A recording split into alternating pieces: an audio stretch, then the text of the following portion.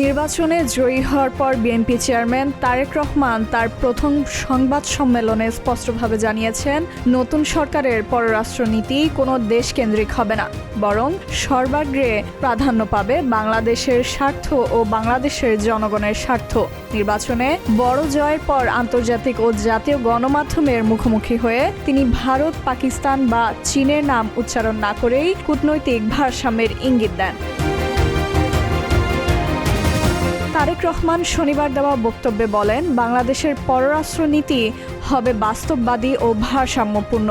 ভারত বাংলাদেশ সম্পর্কের ভবিষ্যৎ এবং ভারতের প্রধানমন্ত্রী নরেন্দ্র মোদীর অভিনন্দন প্রসঙ্গে প্রশ্ন করা হলেও তিনি কোনো নির্দিষ্ট দেশের নাম উল্লেখ করেননি। তার ভাষায়, আমরা পররাষ্ট্রনীতি সম্পর্কে নিজেদের স্পষ্ট করে তুলেছি, বাংলাদেশের স্বার্থ এবং জনগণের স্বার্থ সবার আগে।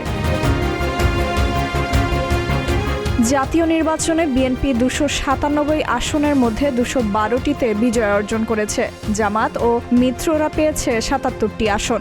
2/3 সংখ্যাগরিষ্ঠতা নিশ্চিত হওয়ার একদিন পর অনুষ্ঠিত এই সংবাদ সম্মেলনে দেশ বিদেশের সাংবাদিকদের ভিড় ছিল চোখে পড়ার মতো।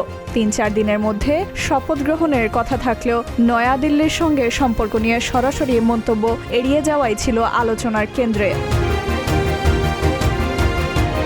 সূত্রের ভাষ্য অনুযায়ী বাংলাদেশ প্রথম নীতির পেছনে রয়েছে অর্থনীতি পুনরুদ্ধার ও কূটনৈতিক ভারসাম্য রক্ষার বাস্তবতা।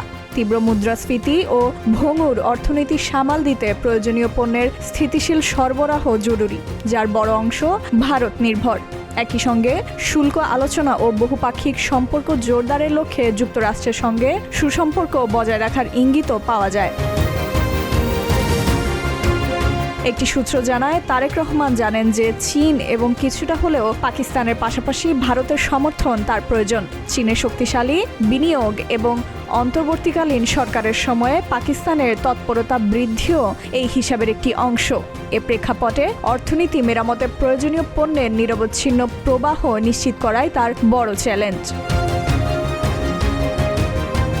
অভ্যন্তরীণ ইস্যুতে তারেক রহমান বলেন, অর্থনীতি পুনরুজ্জীবনের পাশাপাশি আইনশৃঙ্খলা ও সুশাসন নিশ্চিত করায় নতুন সরকারের প্রধান পরীক্ষা। তারেক রহমান ঐক্য, শান্তি ও আইনের শাসনের উপর জোর দিয়ে বলেন, ধর্ম, বর্ণ বা মতভেদ নির্বিশেষে কোনো অন্যায় বা অবৈধ কার্যকলাপ বরদাস্ত করা হবে না। দেশের অর্থনীতি মোকাবেলায় আমাদের সামনে অত্যন্ত গুরুতর চ্যালেঞ্জ রয়েছে।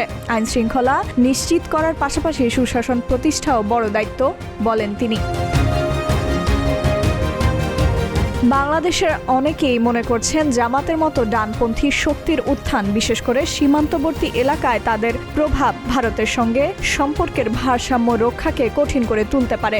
নির্বাচনে সংখ্যায় পিছিয়ে থাকলেও এসব এলাকায় তাদের প্রভাব উল্লেখযোগ্য। যদি ভারত বিরোধী প্রচারণা ও কার্যকলাপ তীব্র হয়, তবে স্থিতিশীল দ্বিপক্ষীয় সম্পর্ক বজায় রাখা চ্যালেঞ্জে পড়তে পারে। সম্ভবত এই আশঙ্কা থেকে তারেক রহমান ঐক্য ও আইনের শাসন সমুন্নত রাখার আহ্বান পুনর্ব্যক্ত করেন। সূত্র আরও জানায়, ভারসাম্যপূর্ণ পররাষ্ট্রনীতির প্রতীকী বার্তা হিসেবে শপথ গ্রহণ অনুষ্ঠানে নরেন্দ্র মোদীর পাশাপাশি পাকিস্তানের প্রধানমন্ত্রী শাহবাজ শরীফকেও আমন্ত্রণ জানানো হতে পারে।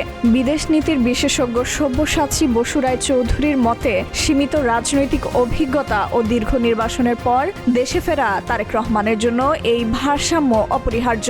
তিনি বলেন, দীর্ঘ 17 বছর স্বেচ্ছা নির্বাসনের কারণে শাসন ও কূটনীতিতে তার অভিজ্ঞতা সীমিত। তাই নরেন্দ্র মোদীর ইন্ডিয়া ফার্স্ট কিংবা ডোনাল্ড ট্রাম্পের ইউএসএ ফার্স্টের মতো বাস্তববাদী ও ভারসাম্যপূর্ণ নীতি গ্রহণই যৌক্তিক। ফাইজা মেহরিন, প্রতিদিনের বাংলাদেশ।